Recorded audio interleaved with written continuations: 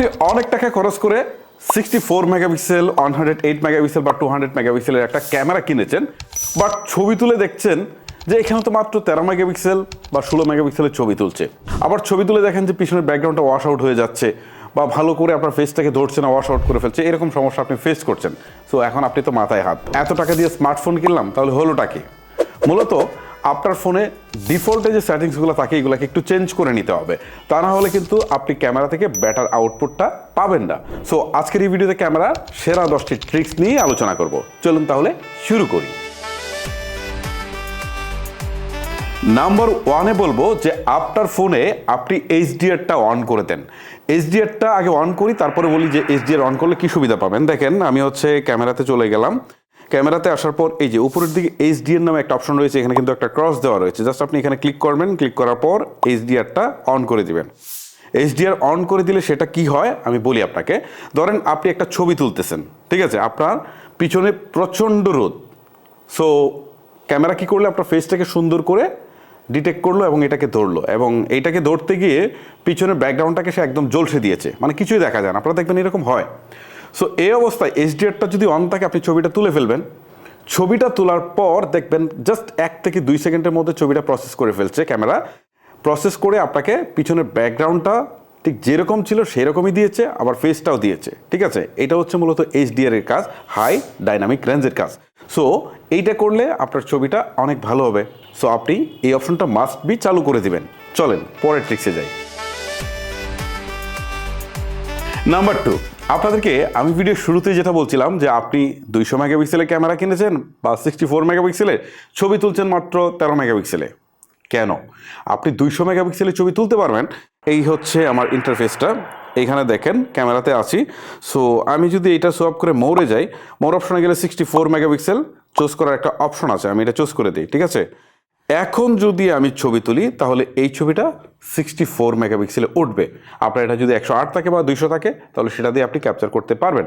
But ডিফল্টে আমরা যেটা capture করে থাকি আর কি, সেটা কিন্তু আপনার 200 মেগাপিক্সেল বা 108 মেগাপিক্সেল এরকম হবে না। আমাদেরকে আলাদা করে সিলেক্ট করে দিতে হবে। আর এটা করলে যেটা হয় সেটা হচ্ছে আপনার রেজুলেশনটা অনেক বেটার পাবেন, ডিটেলসের পরিমাণটা একটু বেটার আসবে। এই হচ্ছে মূলত বিষয়। সো আপনারা যদি বেটার আউটপুট চান তাহলে এটা অবশ্যই আপনাকে খুঁজে বের করতে হবে যে এই 108 মেগাপিক্সেল বা 64 মেগাপিক্সেল কোথায় আছে, সেটা সিলেক্ট করে ছবি তুলবেন। চলেন পরের ট্রিক্সে যাই। নাম্বার 3-তে পোর্ট্রেট মোড নিয়ে কথা বলবো। আমরা সাধারণত পোর্ট্রেট মোডে কাজটা একটু বেশি করে থাকি, পেছনে ব্যাকগ্রাউন্ডটা ব্লার করে ছবি তুলতে চাই, কিন্তু ব্যাকগ্রাউন্ডটা আসলে কতটা ব্লার করব সেটা বুঝতে পারি না, রাইট? আমরা কিন্তু ইচ্ছে করলে আমাদের মতো ব্যাকগ্রাউন্ডটা ব্লার করতে পারি। এই যে দেখেন আমি পোর্ট্রেট মোডে যাচ্ছি, পোর্ট্রেটে আসার পর এই যে দেখেন এখানে একটা অপশন আছে, জাস্ট দেখেন আমি দেখাচ্ছি, এখানে ক্লিক দেন। দেওয়ার পর এখান থেকে আপনি অ্যাপারচারটা সিলেক্ট করতে পারবেন। এই যে উপরের দিকে দেখেন অ্যাপারচার 10, 8, 7 দেখাচ্ছে, এইটাকে আপনি একদম লোয়েস্টে নিয়ে যাবেন। যেমন এটার অ্যাপারচার 1-এ দিয়ে দিয়েছি। সো অ্যাপারচার আপনি যত কমাবেন আপনার ব্যাকগ্রাউন্ডটা তত বেশি ব্লার হবে, ঠিক আছে, আপনার লেন্সের মধ্যে আলোটা তত বেশি প্রবেশ করবে। সো আপনারা যদি বেশি পরিমাণে ব্যাকগ্রাউন্ড ব্লার করতে চান তাহলে অ্যাপারচারটা কমিয়ে দেবেন। আমার এই ফোন থেকে এইভাবে দেখাচ্ছে, আপনার ফোনে ঠিক যেভাবেই আছে আপনি খুঁজে বের করবেন। আমার তো এতগুলো ফোন আসলে দেখানো সম্ভব না, আমি জাস্ট একটা দিয়ে দেখাচ্ছি বা জিনিসটা ইনস্ট্রাকশন দিচ্ছি। আপনারা সেটা বের করে অ্যাপারচারটা যত কমাতে পারবেন আপনার ব্যাকগ্রাউন্ডে ব্লারটা তত বেশি হবে। এবারে আমি ভিডিওগ্রাফির একটা ট্রিক্স বলি। এইটা না জানলে কিন্তু ভিডিও করে আপনি মোটেও স্বস্তি ফিল করবেন না। দেখেন আমি এইখান থেকে জাস্ট ভিডিও অপশনে চলে আসছি।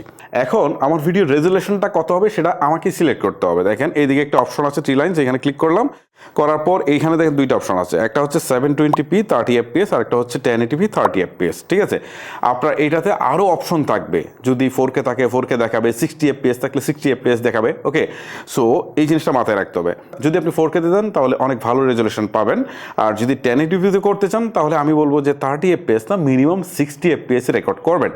কারণ এফপিএসটাকে আপনাকে সংক্ষেপে বলি, মানে আমরা যখন ভিডিও ধারণ করি তখন কতগুলো স্টিল ইমেজ আমাদেরকে আসলে ভিডিওটা তুলে দেয়। যেমন পার সেকেন্ডে যখন আমাদের 30টা ফ্রেম যখন চেঞ্জ হয় তখন কিন্তু এটা আমরা ভিডিও আকারে দেখতে পাই। বাট এখানে যদি 60টা ফ্রেম পার সেকেন্ডে চেঞ্জ হয় তাহলে ভিডিওটা আরও বেশি স্মুথ হবে, ঠিক আছে। তো এই ক্ষেত্রে আপনারা চেষ্টা করবেন মিনিমাম 60 fps সিলেক্ট করে দিতে, তাহলে আপনার ভিডিওটা অনেক বেশি স্মুথ হবে। আরেকটা বিষয় বলি যে আপনারা যদি স্লো মোশনে ভিডিও করতে চান তাহলে কি করবেন, আমি দেখেন এখান থেকে একটু স্লো মোশনে যাই, মোর অপশনে গেলাম, মানে আপনাদের এখানে যেখানে যেটা আছে সেটা আপনারা সিলেক্ট করবেন। আমার এই ফোনে যেভাবে আছে সেম যে থাকবে বিষয়টা সেরকম না। আমি স্লো মোশনে আসলাম, ঠিক আছে। এখন যদি এখানে ক্লিক দেই স্লো মোশনে, এখানে কিন্তু অপশন নাই। স্লো মোশনের ক্ষেত্রে অপশন থাকতে পারে যে আপনার 120 FPS, 240 FPS এরকম অপশন কিন্তু থাকতে পারে। এখন এই এফপিএসটা যত বেশি হবে, ঠিক আছে, আপনার ভিডিওটা তত বেশি স্লো হবে, তত বেশি সিনেম্যাটিক লাগবে। সো আপনারা যদি মনে করেন যে অনেক বেশি সিনেম্যাটিক ফুটেজ আমার দরকার, তখন এফপিএসটা আপনারা বেশি দিয়ে দিবেন, মানে আপনার ফোনে যতটা থাকে ততটাই আপনি দিয়ে দিবেন, তাহলে আপনি বেটার আউটপুট পাবেন।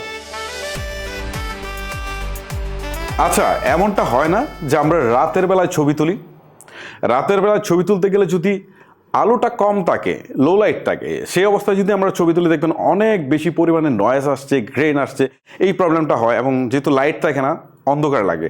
এক্ষেত্রে বেশিরভাগ স্মার্টফোনে কিন্তু একটা অপশন থাকে, সেটা হচ্ছে নাইট মোড। দেখেন আমি এই যে এখান থেকে নাইট অপশনটা সিলেক্ট করে দিচ্ছি। এখন যদি আমি ছবি তুলি, জাস্ট এখন আমি ক্লিক করার পর কিন্তু ছবিটার সাথে সাথে উঠে যাচ্ছে, বিষয়টা আসলে সেরকম না, জাস্ট কয়েক সেকেন্ড সময় নেবে। আপনি দেখবেন জাস্ট কয়েক সেকেন্ড সময় নিচ্ছে, সময় নিয়ে ছবিটা তুললে কি হয়, জাস্ট এই ছবিটাকে সে কিন্তু আরও অনেক বেশি আলোকিত করবে, অনেক বেশি শার্প করে দিবে। সো এই ক্ষেত্রে যদি সাবজেক্ট যদি কোনো পার্সন হয় তাহলে তাকে একটু স্টিল ইয়ের মতো ধরে দাঁড়িয়ে থাকতে হবে। আর যদি নর্মালি কোনো প্রকৃতির ছবি তুলতে চান তাহলে সেক্ষেত্রে তো আর কিছু করা লাগবে না, এই হচ্ছে ফ্যাক্ট। সো আমি আপনাদেরকে বলবো রাতে লো লাইটে ছবি তুলতে গেলে নাইট মোডটা অন করে দিলে বেটার আউটপুট পাবেন। ছবি তোলার ক্ষেত্রে একটা জিনিসকে আমরা খুব উপেক্ষা করে থাকি, বাট এটা অনেক ইম্পর্টেন্ট, সেটা হচ্ছে গ্রিড লাইন। দেখেন গ্রিড লাইনটা কোথায় পাবেন, আমি এখানে ফটো অপশনে আছি। সো এখান থেকে যদি মোরে ক্লিক দিই, এখানে গ্রিড লাইনটা এই যে দেখতে পাচ্ছি, এই যে গ্রিড লাইন, এটা যদি আপনার এরকম অফ থাকে এটাকে আপনি অন করে দিবেন। অন করে দেওয়ার সাথে সাথে এখানে অনেকগুলো দাগ দেখাবে, কোনটা সেন্টার এখন কিন্তু আপনি বুঝতে পারবেন যে কোনটা হচ্ছে সেন্টার। সো ছবি তোলার সময় আপনি এই সেন্টারটাকে ফলো করবেন, ঠিক আছে। সবসময় সাবজেক্টটাকে মাঝখানে যদি রাখতে পারেন, ঠিক আছে, তাহলে কিন্তু একটা বেটার আউটপুট পাবেন বা ছবিটা দেখতে অনেক বেশি ভালো লাগবে। সো এই ক্ষেত্রে আমি আপনাদেরকে সাজেস্ট করব, যদি আপনি ভালো ফটোগ্রাফি করতে চান তাহলে গ্রিড লাইনটা অবশ্যই অন করে নেবেন। প্রত্যেকটা স্মার্টফোনের কোথাও না কোথাও আছে, আপনারা জাস্ট একটু খুঁজে নেবেন। এখন আমি যে ট্রিক্সটা আপনাদের সাথে শেয়ার করব, এটা হয়তো বা অনেকের স্মার্টফোনে আছে, অনেকের স্মার্টফোনে নাই। দেখবেন এই যে নিচে যে মেনু বারটা থাকে ক্যামেরার, এখানে এআই নামে একটা অপশন থাকে, ঠিক আছে, অথবা এটা উপরের দিকেও থাকে অনেক সময়।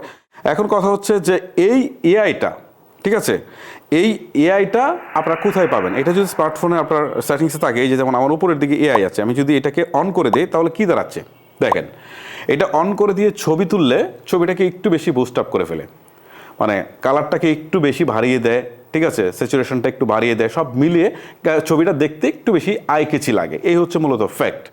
সো আপনারা যদি একটু আইকেচি ছবি পছন্দ করেন তাহলে এআইটা অন করে দেবেন। আর আপনাদের যদি মনে হয় যে না আমার এইসব জিনিস পছন্দ না, আমি জাস্ট ন্যাচারাল ছবি তুলবো, তাহলে এই যে এআইটা অফ রাখবেন, ঠিক আছে।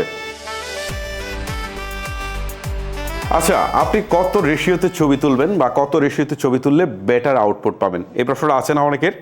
ওকে, বা অনেকে এই জিনিসটা বুঝে নেই না যে রেশিওটা আসলে কী কাজ করে।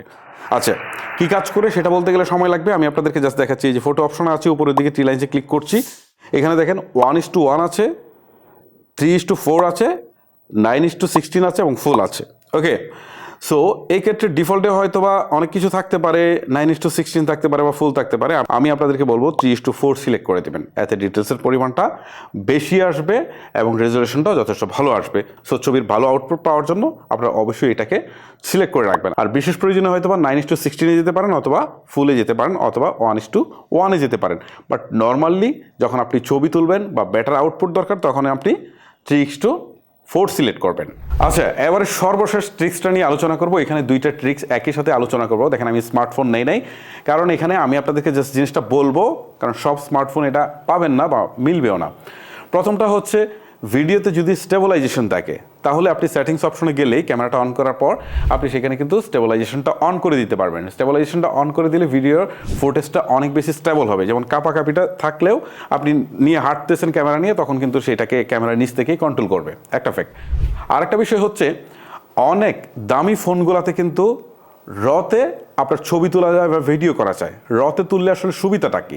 রতে যদি তুলেন তাহলে যদি আপনি কালার গ্রেড করেন তাহলে সেটাকে আপনি আপনার মনের মাধুরী মিশিয়েই কালার করতে পারবেন। বাট আপনি যদি একদম অটোমেটিক সিস্টেমে ছবিটা তুলে ফেলেন তাহলে কিন্তু কালার যেটুকু ক্যামেরা দেওয়ার দিয়ে ফেলবে, এখানে আপনি খুব বেশি কালার আসলে করার সুযোগ পাবেন না, মানে মনের মতো করে করতে পারবেন না। কিছু করতে গেলেই হয়তো দেখা যাবে ঝামেলা দেখা দিবে, ঠিক আছে? আর এইটা পরে যখন এটার মধ্যে কালার করতে যাবেন অটোমেটিক যেটা থাকে আর কি, তাহলে সেটার মধ্যে যখন কালার করবেন তখন সেটা কিন্তু একটু আর্টিফিশিয়াল মনে হবে।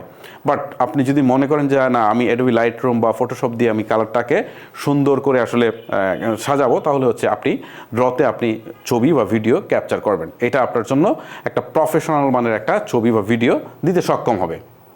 সো গাইস, এই হচ্ছে মূলত আমার আজকের ভিডিওটা লেন্দি করছি না, এখানে শেষ করছি। এরকম প্রয়োজনীয় টিপস অ্যান্ড ট্রিক্সগুলো কিন্তু রেগুলারই আমাদের চ্যানেলে আপলোড হচ্ছে। সো আপনারা মিস না করতে চাইলে অবশ্যই আমাদের চ্যানেলটিকে সাবস্ক্রাইব অথবা পেজটিকে ফলো করে রাখেন। আজকের মতো আমি হিমেল বিদায় নিচ্ছি। আল্লাহ হাফেজ।